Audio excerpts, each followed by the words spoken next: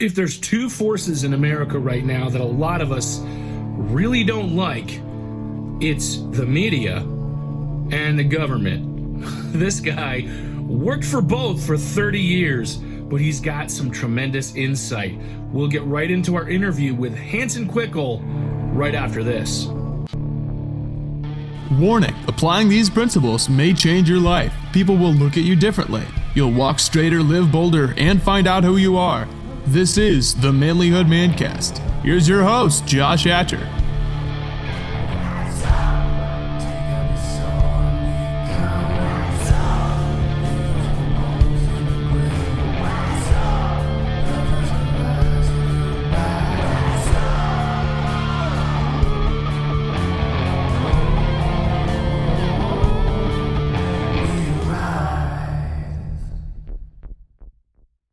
Gentlemen, welcome to the Manlihood Mancast. I'm your host, Josh Hatcher, and today's guest is Hanson Quickel. He was the broadcast media relations person for the Pennsylvania Senate Republicans for 30 years.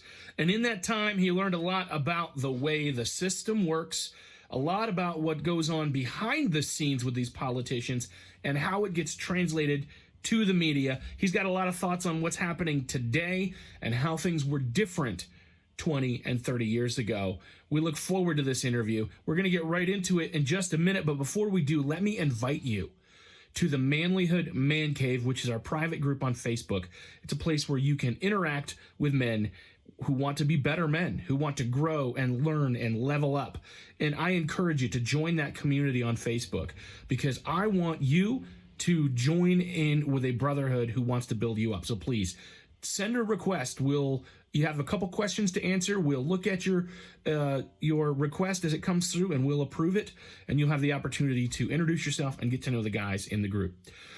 All of that being said, guys, lots of good things are happening here at Manlihood. Stay tuned over the next few months as we unveil some really exciting things, some really great interviews, some great topics that we're going to talk about and discuss. I'm excited, and I'm glad that you guys are along for the ride. Without further ado, let's get right into our interview with Hanson Quickel. Hanson Quickel, it is great to have you on the show today. You know, you were actually a guy that I, in my radio career, really enjoyed kind of working with. We occasionally had a couple conversations, but most of the time I would hear your work and then play it on the radio for other people. But it's great to actually be talking to you face to face today. Great to talk to you. I'll any secrets you want to know about state government, just, I'm retired. I can tell them all. Awesome. We might ask some of those. And I'll be shot right after the show is over. Yeah, you'll get, instead of Hillary Clinton, it'll be Governor Wolf, right? Is that? Yeah, somebody will. Yeah, he lives about 5 miles from me. So yeah, we don't want to take off. We don't want to take him off. More likely it'd be the lieutenant governor there. What's his name? He's the scary. Yeah, he's more scary. Yeah. So you have worked in PA government, in Pennsylvania government, kind of as what is media relations is kind of what your job was? Yeah, I was the director of broadcast services for the Pennsylvania Senate. I guess I should explain briefly how this all works because people have really no idea, but each part of the General Assembly, the House, the Senate, House and Senate Democrats, House and Senate Republicans have their own communications department. Within that department, there are writers, there are photographers, there are graphic artists, there are radio people and TV people. So I worked for the Senate Republican side, and I had, on the Democrats, they had their own guy. So my stories were all interviewing Senate Republicans. I didn't interview any House members or anything like that. I gotcha. So then you'd interview them and then distribute it out to all of the radio stations and the media people that would take it throughout the state. Every station in the state I could get it to in each district. I did what I called a voice wraparound feature every day that would make me sound like I was a Harrisburg correspondent for that individual radio station. And then I also sent out some individual sound bites from time to time that stations could do with what they wanted. So that's the crux of what I did. 31 years. Yeah, 31 years, that's a long time to do. It's a long time to be working with government people, just saying. Yeah, there's some. I met some real winners and some real losers. Let me tell you. So your job was kind of almost public relations, but maybe with kind of filtering it through journalism, I guess might be a good way to put it, right? Yeah, I mean, I was, you can look at it a number of ways. You can say I'm a propaganda guy, I'm a spin doctor, I'm whatever.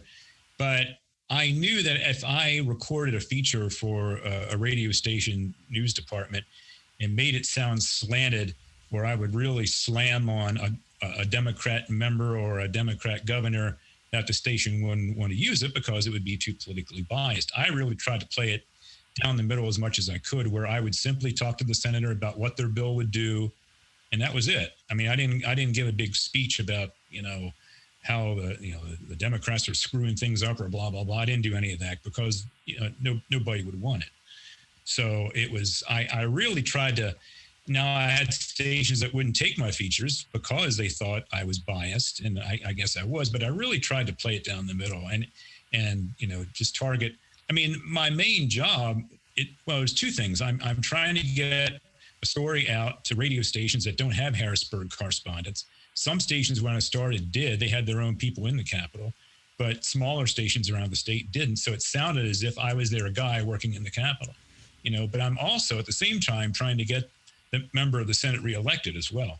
So it's, I didn't work with people that were running for office, but I would work with the sitting members trying to get them reelected.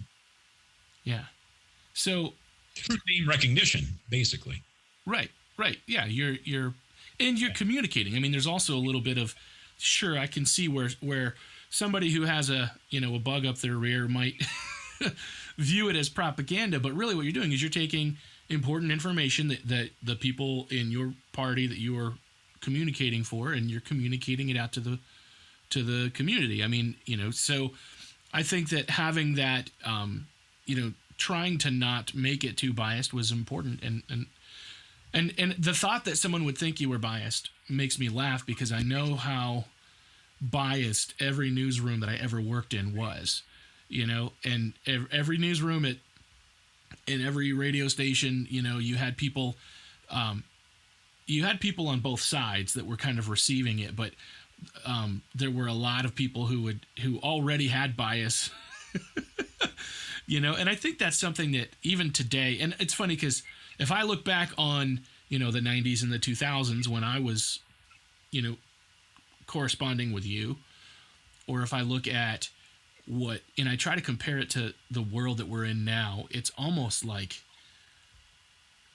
then I knew, I knew that you and the Democrat guy, right, who was doing it, if you were going to send me a story, I felt like you were doing your best to tell me the truth. You were trying to make sure that the truth got out.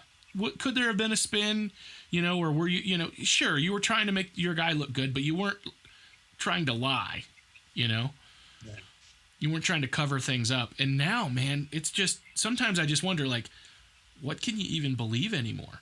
Yeah, it's terrible. I mean, now radio, the only trouble I really ran into with radio, I mean, I work, like I said, mostly with the smaller market stations. KYW and KDKA would not take my features because they had union guys in the Capitol that they wanted the story to come from them and not from me. They didn't want anything to do with me. Although Tony Romeo at KYW, we got along great, but we had an agreement, and, every once in a while I'd send him some audio, but, for the most part, they didn't want anything to do with it. And then there was the one station that really got on my nerves sometimes was the NPR outlets. WITF was just flat out, you're a Republican, we hate you, don't even bother to send us anything, we won't use it, which I thought was ignorant. I mean, there of all the news people I worked with that station, and that's where NPR is kind of based in Pennsylvania, WITF in Hershey. There was one girl reporter, Mary Wilson, who I thought played it down the middle more than anybody, and she would actually work with me, and we had a good relationship. but most of the people that worked for NPR or that, associated with WITF were very liberal and didn't even want anything to do with what I was sending them. So that was unfortunate. I thought that was, and it's funny. It always amazes me how that they continue to get funding, because here you were supported, NPR, so on and so forth, but they get a lot of money through government funding. And considering how one-sided they are, I mean, if I was NPR, I'd be scared to death with, if we ever get another Republican president, Republican House, Republican Senate, I mean, I would axe their funding immediately. And I think people were afraid to, because when you think you're axing NPR, my God, you killed Big Bird, you Elmo hater, they immediately equate to the, the Sesame Street and all that stuff, but they are very one-sided with their reporting. Yeah, so I drive my wife crazy because I always turn the car to NPR when I'm driving. And the reason I do is because I like the production value that they put in the news, right? They take a lot of time to make it sound interesting. I like that they tell stories from around the world where, a lot of the other stations are very U.S. centric. So, when I'm listening to the national stuff, especially, you get some variety. But I'm going to tell you, I find myself raising my voice and cussing at the radio at least once a day, because, and I know, not all my listeners are going to line up, as conservative or most of them are probably going to be more conservative, but I'm sure we've got some guys who might align liberal or libertarian, which tends to be more conservative, but kind of hates both parties. Right. But I know that I think everybody is frustrated with being lied to. Now I was a news director at an AM station on a couple of different occasions, and I didn't really have any bias. I mean, I just read whatever I thought was the top story and what I was getting from Associated Press or United Press International, and there was no bias in even when I was in my 20s. I don't know. I was always a Republican, but I wasn't really leaning that much to one side or the other. And I always just played what I thought was the top story. And growing up as a kid, we had the rabbit ears antenna, and the best we could get was a couple stations. We get Walter Cronkite doing the news on one CBS, and then on NBC we had Huntley and Brinkley, who did David Brinkley, who did the news on NBC. And we never had any, it was just straight news up the middle. I never noticed any kind of political bias at all with those reporters, and now you've got to go, and it's to get it down the middle. I don't think there's anybody doing it down the middle. Yeah. Well, I feel like you almost have to ping pong both sides. You seek somebody out who's going to tell you their side and somebody on the other, and then you're kind of guessing. Yeah. I mean, realistically, what I do as far as TV news goes, I tend to watch the NBC nightly news, and then I watch a lot of Fox.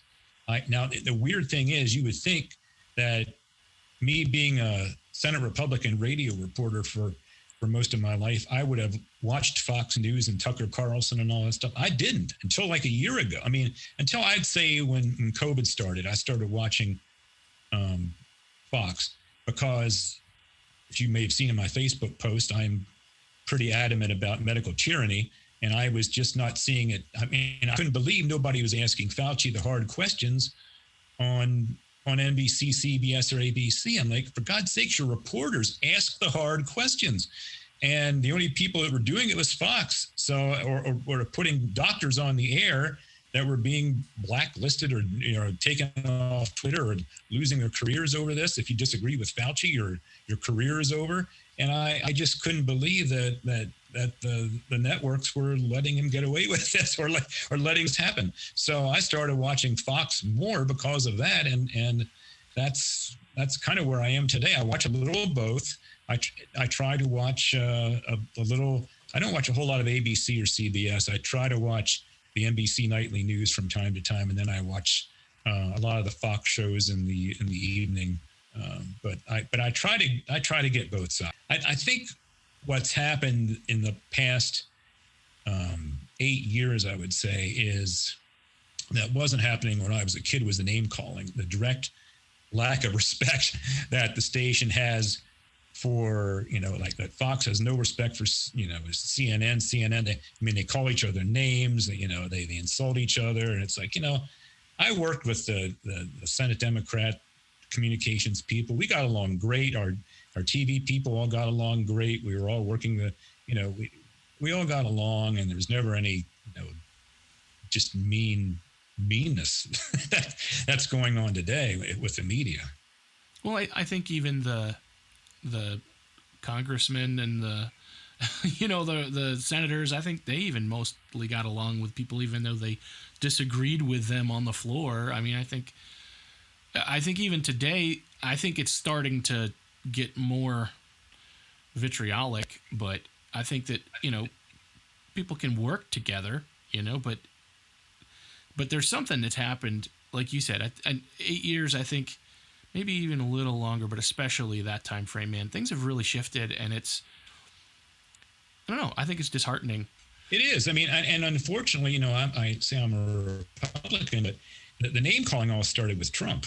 I mean, it did. I mean, he was the first guy that started calling people an idiot or a moron, or you're fat, you're thin, you're what, the name calling really started with him. I mean, I prefer his administration over Joe Biden's, but the name calling and the nastiness really kind of started under Trump. I mean, I don't recall it as much, at least under Obama, as I do with Trump. That's one thing about Trump I don't like. Yeah, I would agree with you there. I think he tended to run his mouth when he probably should have just smiled and nodded. Yeah. But, at the same time, there's things that happened behind the scenes that seemed to be pretty divisive, I think, in the administration before. I think Obama tended to have a certain amount of class in front of the camera, and I think that, I can respect that about him, but I do think that there was,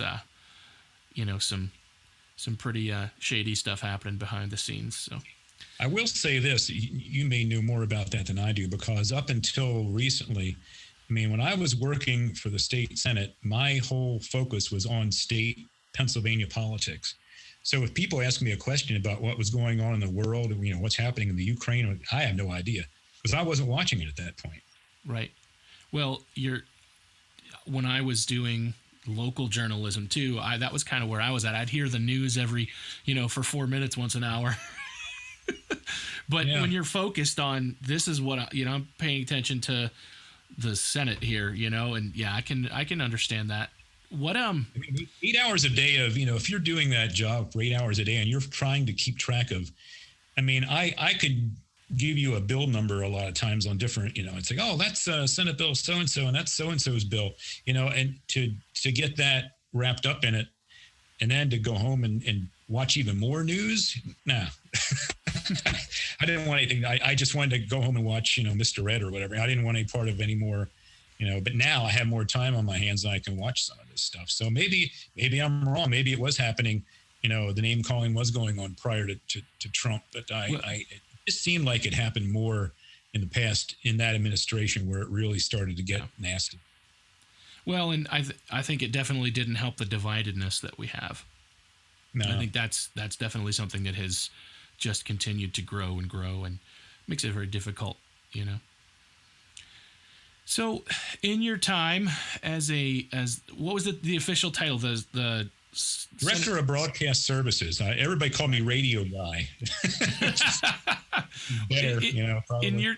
In your time as Radio Guy, you probably had some interesting moments. What would you think is some of the most interesting moments that you had as you were trying to do that job?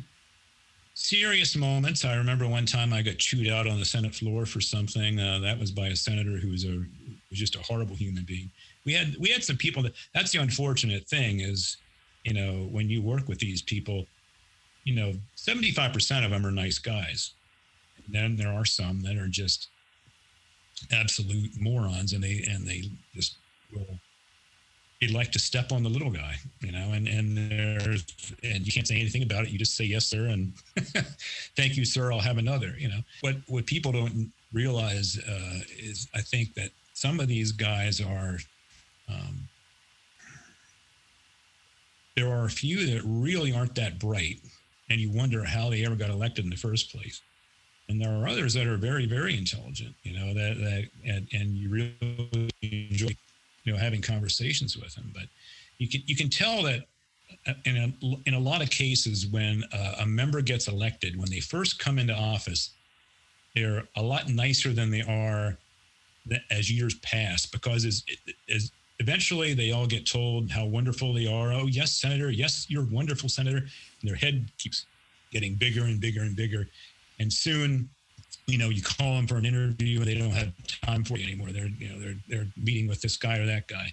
Whereas when they first got in office, you could give them advice and say, hey, when you're talking to this person, maybe you ought to try this.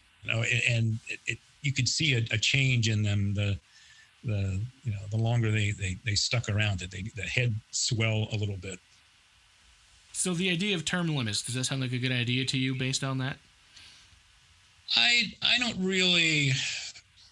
know. I'm kind of up in the air in that. I don't know if term limits is that. I would rather see campaign finance reform, to be perfectly honest with you. I think the amount of money that's spent on these campaigns is just, look at the TV with the Pennsylvania U.S. Senate primary, the money that's being spent. Millions and millions of dollars, and it's insane. It's really just absolutely insane. It's great for the networks. I guess they're making money, but I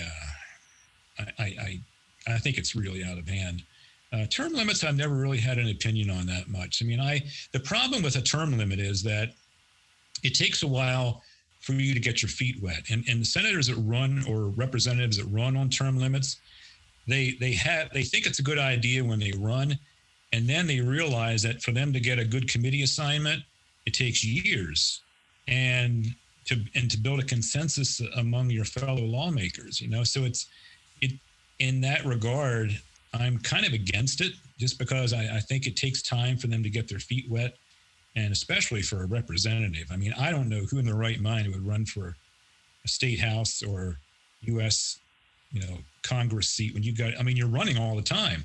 You're barely even in the office, and you got to worry about your next campaign. It's just insane. At least for the Senate, you get a little time off, but it's so much time is spent on campaigning.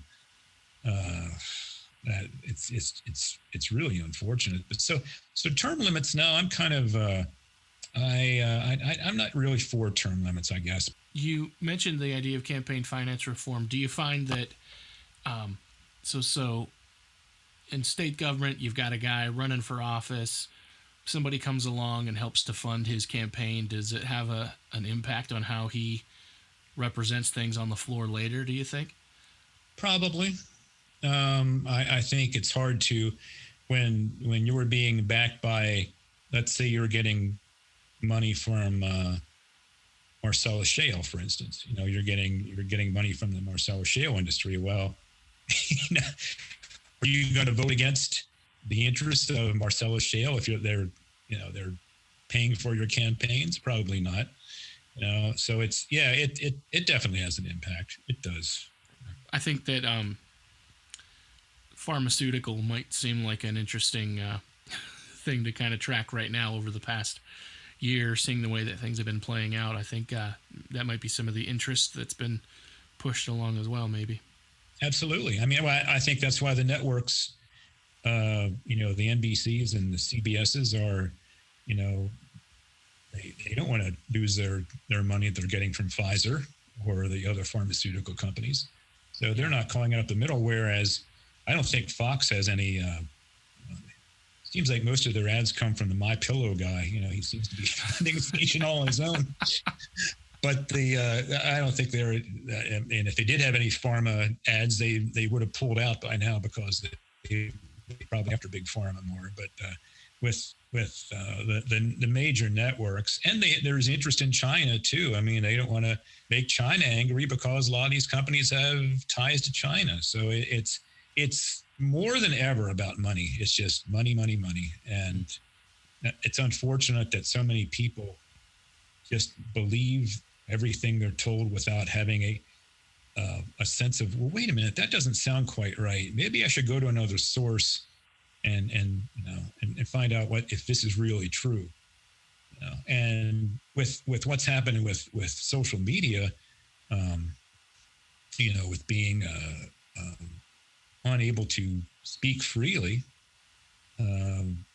there's, because of that, all these other news sources have popped up, like Substack, for instance, where journalists who left their local paper, which they thought was biased, are now writing their own material, and under a subscription. So there's all sorts of other avenues have popped up because of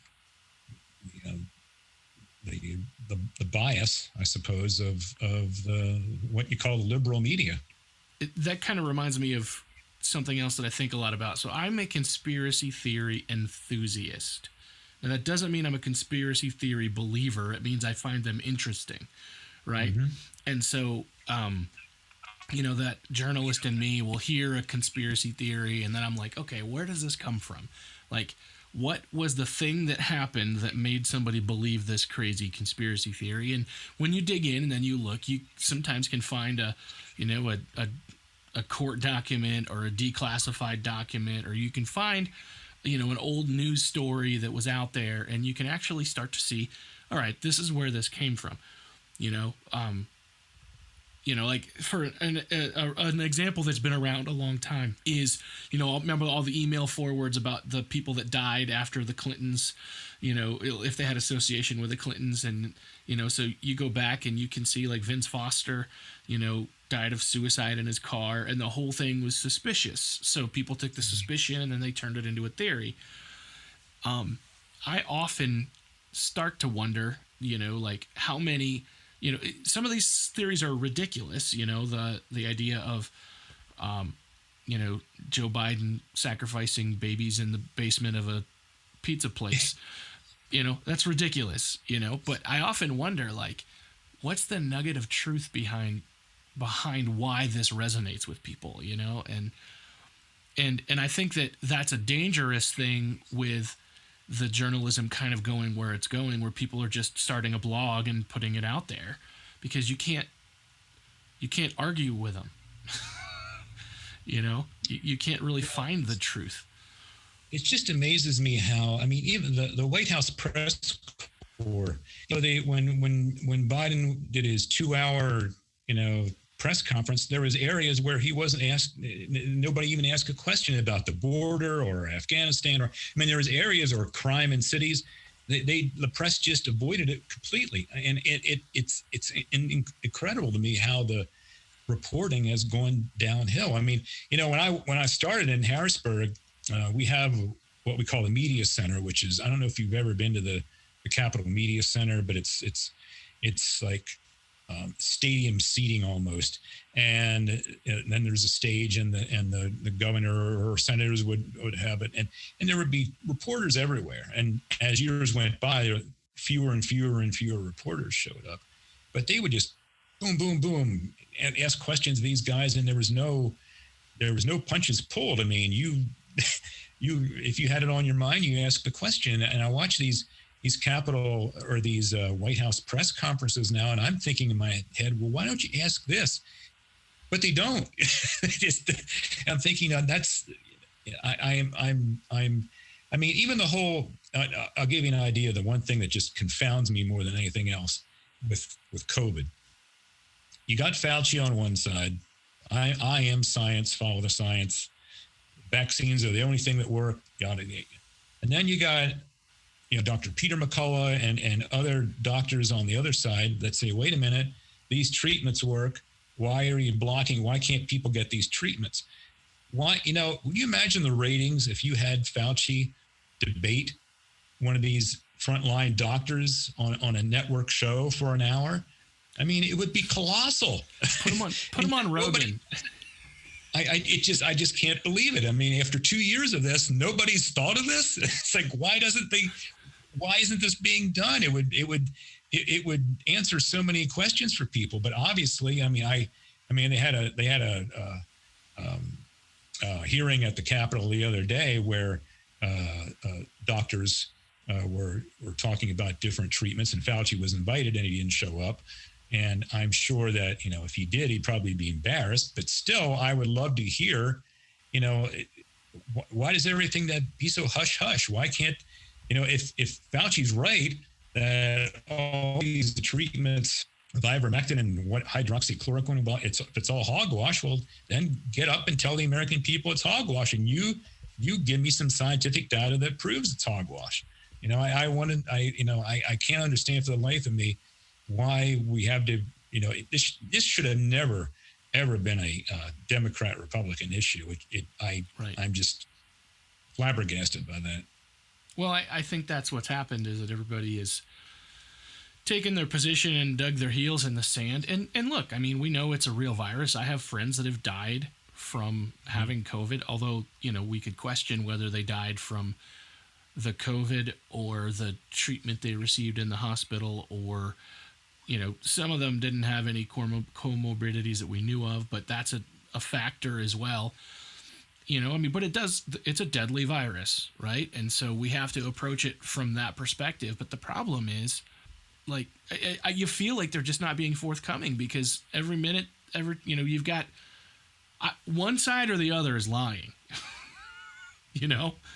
and when I'm looking at it, I see what makes a heck of a lot more sense coming from Dr. McCullough and these doctors who are doing things and looking at it and saying, and as soon as they say something, then they get silenced. It just doesn't make any sense to me. The one thing I'm a big proponent on is vitamin D. Now, Fauci was asked about vitamin D at one point, and he said, well, that's not going to stop you from getting COVID. And it's true, it's not. But there was an interview recently where a doctor, he's an emergency room doctor. He has a website called medcram.com.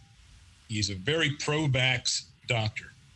And he said, they asked him about it, and he said that of the people he's treated, he can count on one hand the number of patients, vaxxed or unvaxxed, with vitamin D levels over 30 that he's had to put on oxygen.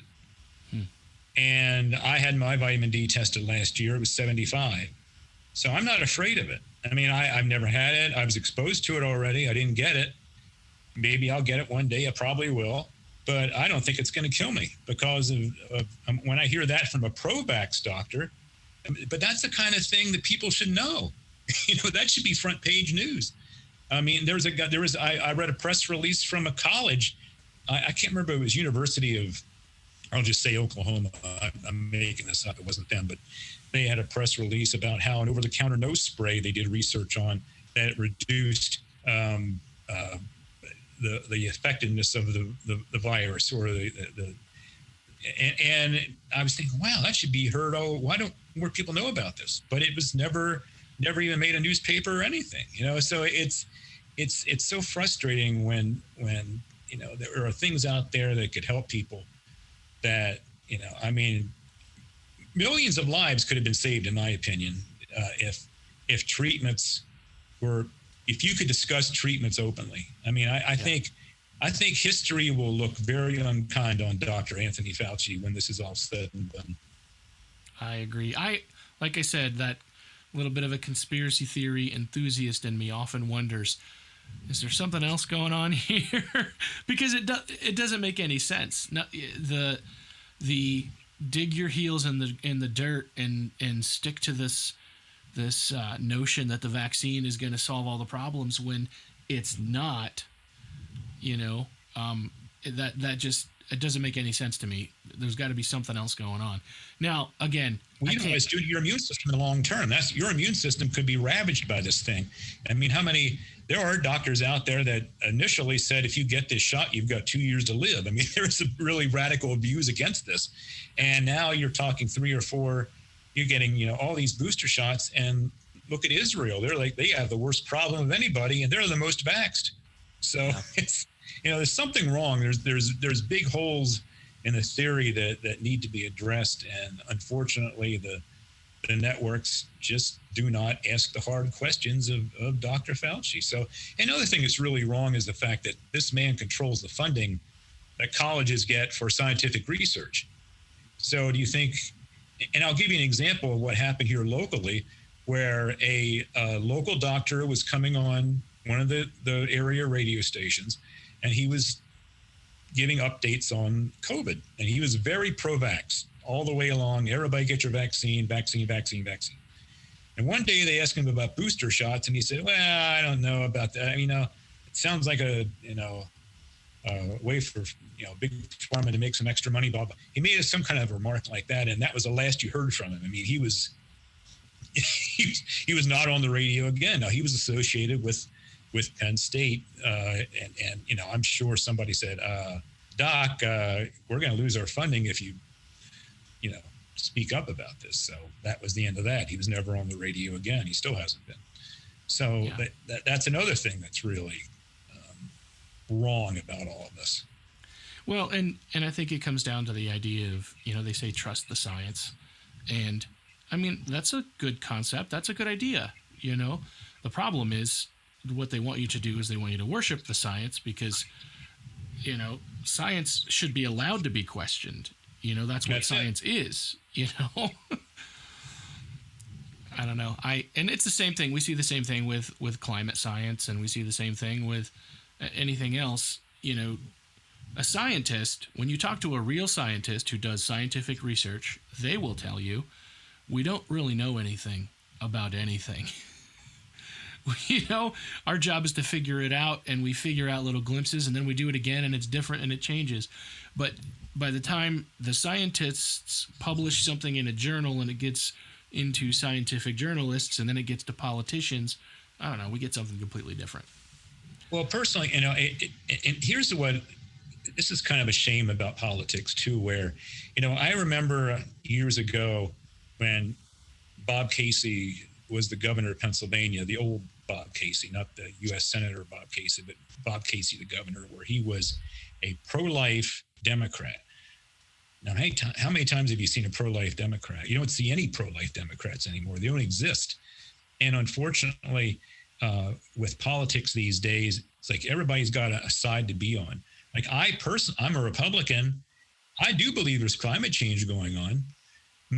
Do I believe that we should, like the governor of California is, going to ban lawnmowers, another year, gas power. Well, for God's sakes. Meanwhile, in China, they got coal plants all over the place. They're just pumping the gas into the atmosphere. And what are we going to do about that? Nothing. So why should we stop mowing our lawns when China is pumping coal into the atmosphere? So you can't, you can reduce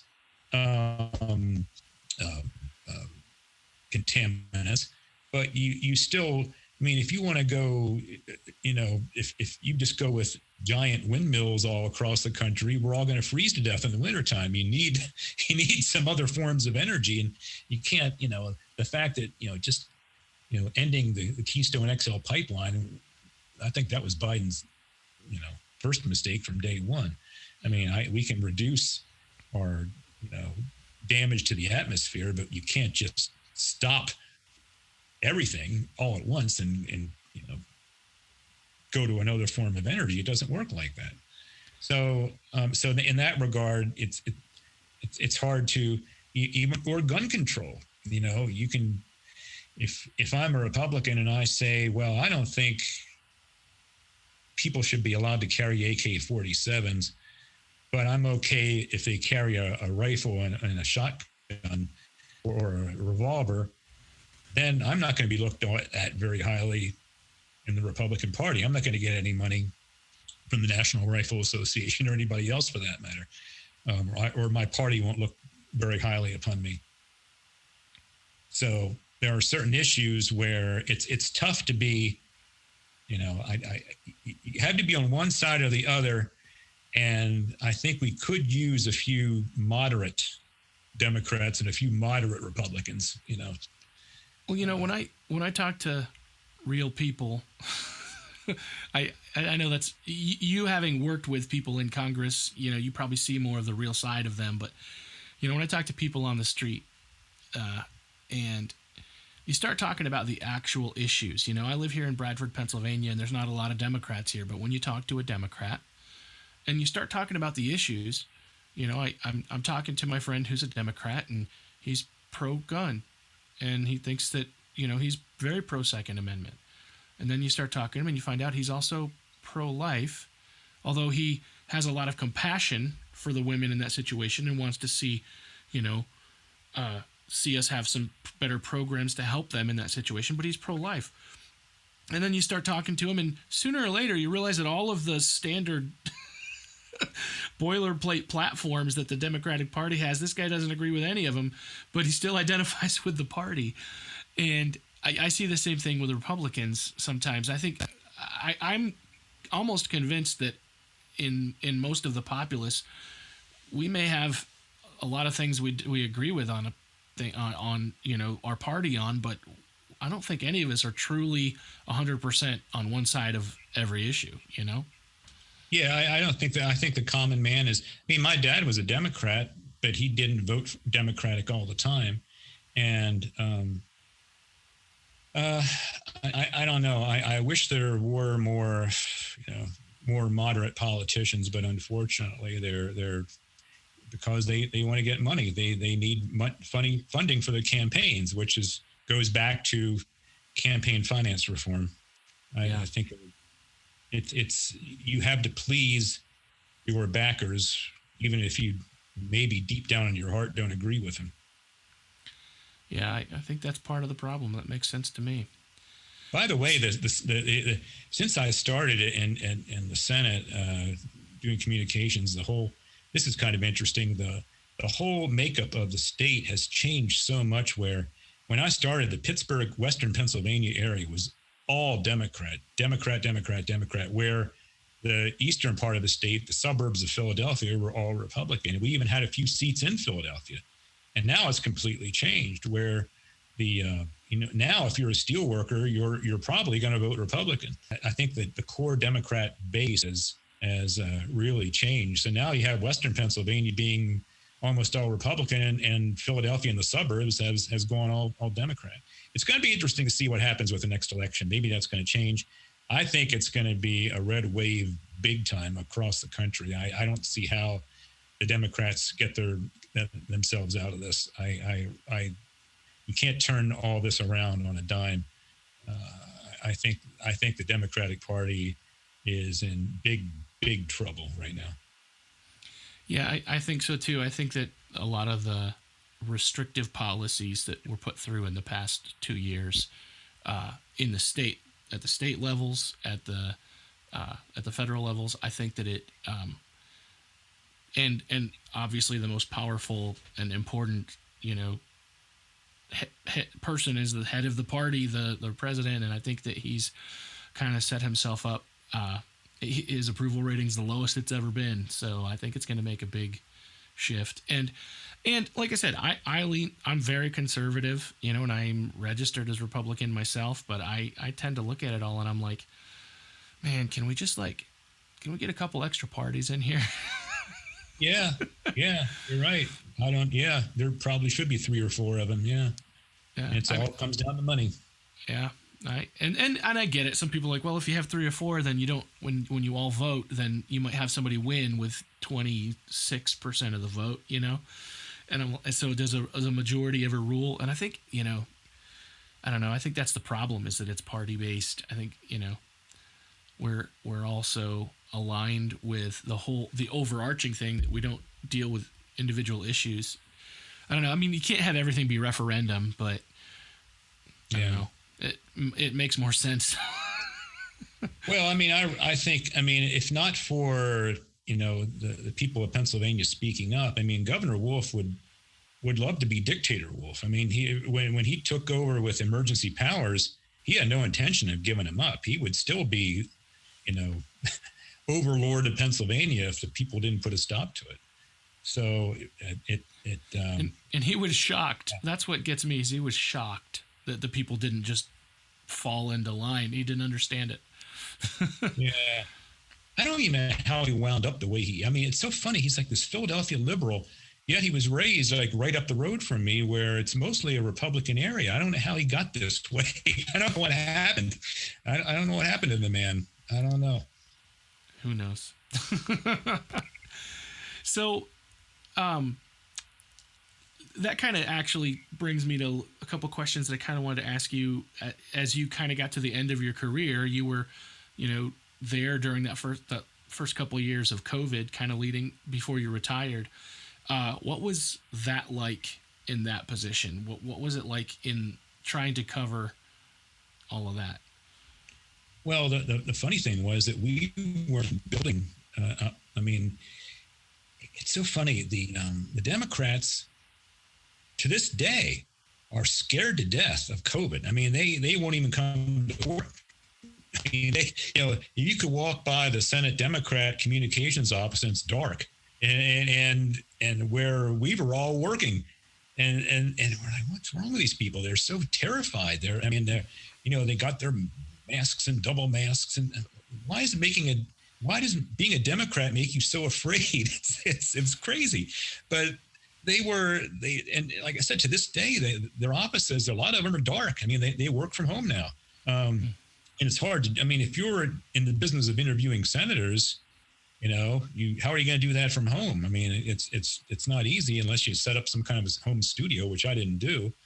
So, it made things more challenging. It was, but with ours, I didn't have the trouble that the Senate Democrat guy did. I mean, he was the one that, they were all, and a lot of his members were from Philadelphia too. So they were, they weren't even in the building, or at least I could, go talk to somebody. So that was the big difference. The Democrats kind of stayed home and hid, and the Republicans still showed up for work. Yeah, that makes sense. It shouldn't, but it kind of does. It shouldn't. No, it doesn't make any sense, really. But for some reason, that's what was happening. And Hanson, I have really enjoyed talking with you about politics. I kind of want to ask a couple personal questions. The one that I always like to ask is this. I'd like to ask, if the 8 to 10-year-old version of Hanson were to walk in the room and you had the opportunity to tell him something, what would you tell him? Floss your teeth.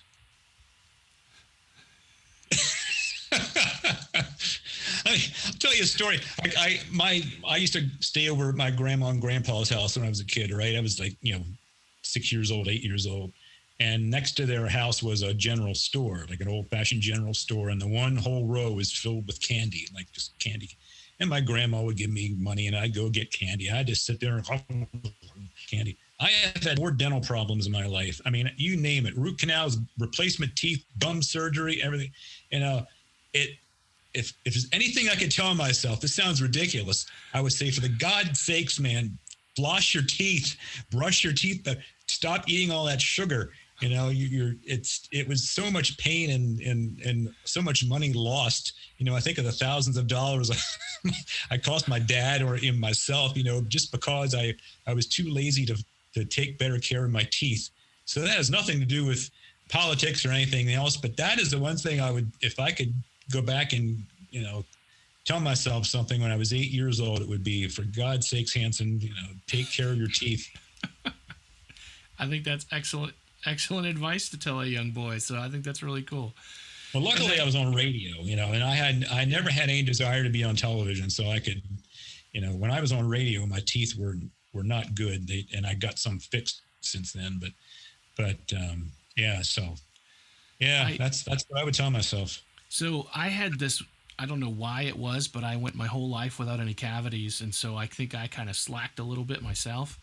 And then I hate people like you. And then I went to the dentist as an adult. I'd been to the dentist my whole life. I'm my, I think it's probably 36, 37. And I went in and they were like, you have 8 cavities. I'm like just in the matter of a year, 8 cavities opened up. And I'm like, okay, this is not good. So I brush them pretty regularly now. So yeah, it's a big deal. It's one thing. Yeah, that I I don't know, but if there's anything I could change, I just think of all the pain, blues, and agony I went through that I've, could have avoided. And because our podcast is definitely about personal development for men and helping men be better men, what is your advice for the men that are listening today? Oh, I would just say, don't be afraid to show your feminine side. I mean, that sounds kind of strange, I guess, but when I was a kid, I don't know if this happened at your house, but we go over to the grandparents' house for Christmas or birthdays, we visited them like every weekend. And you go to your grandparents' house, the men would all go to one side and talk about hunting and fishing and, rebuilding their carburetors and tractor pulls or whatever, And then the women will go to the other side of the room and talk about their soap operas or just different stuff. And I always found myself hanging out with the women because I didn't hunt, I didn't fish, I didn't do all the mechanic stuff. I never did any of that.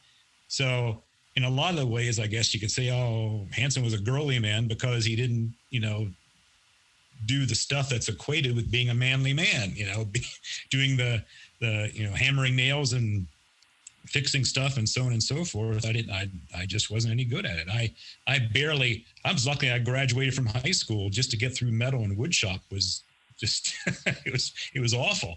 I wasn't, I still love sports. I like movies for men who like movies just like anybody else. But for some reason, I had that other bit of a gene or something where I enjoy a conversation with a woman probably more than I enjoy a conversation with a man. So I would say, you have to, it's an old cliche, be in touch with your feminine side, but that's what works for me, I think. Yeah, I get it. I kind of tend to think that men have a masculine side only, but I think that means that we can have a variety of interests, right? So like, I agree with what you're saying. I just word it differently, but I agree with your thought because, like I like to sew, and I like to, like to write poetry, so I get it. So did I. I get it. Yeah. When I was a kid, I'll tell you this one quick story about what happened to me when I was a kid. I used to like to write poetry. Then when I went to high school, I discovered journalism, and I was the associate editor of my school newspaper. And they had a writing competition. The York and Adams County Press Association had a competition where if you won an award at this competition, you were supposedly guaranteed a job at your local newspaper. So entered.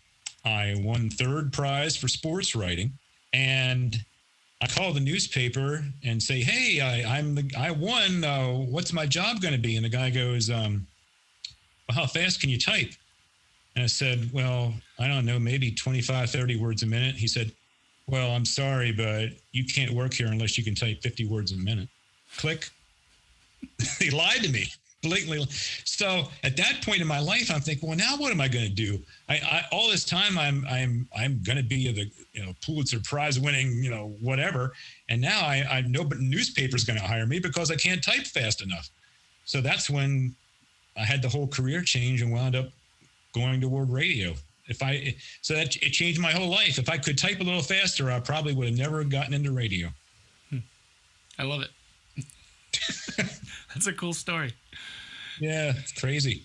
But yeah, I think that's really good advice though for men. I mean, to not be afraid to express the things, be who you are, and don't, have a good conversation with women, and don't be ashamed of that, like don't be ashamed of giving your kids a kiss on the cheek, I think, I think there's really good advice there, man.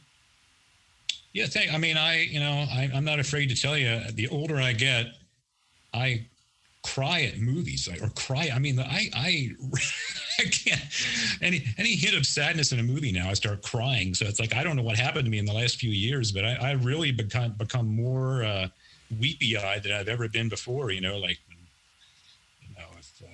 Like when Iron Man died in the the Avengers, I'm crying. I got Spock died in Star Trek Wrath of Khan. I was crying.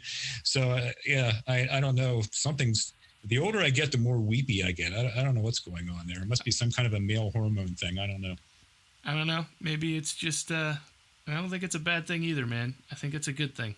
So, hey, I have really appreciated having you on the Manlihood Mancast and talking about politics and journalism and your experience. And I definitely have appreciated it, my friend. Thank you. Thank you very much, Josh. A lot of fun. Thank you. Goodbye. Awesome. Thanks so much, Hanson Quickel, for that tremendous interview. I have been working with you, like we said in our interview, for a long time, and I'm really grateful that you took the time to be on the Manlihood Mancast today. Listen, those of you who want to follow up, want to learn, want to discuss, want to vent, anything, hop on the Manlihood Man Cave, leave us a comment. If you like this podcast, please leave us a review at iTunes. Please subscribe and like and comment at YouTube. Let's get the word out so that we can let people know how amazing this movement is. And when I say that, I'm not talking about how amazing Josh Hatcher is. I'm talking about this movement of men who are choosing to grow and level up and be better together.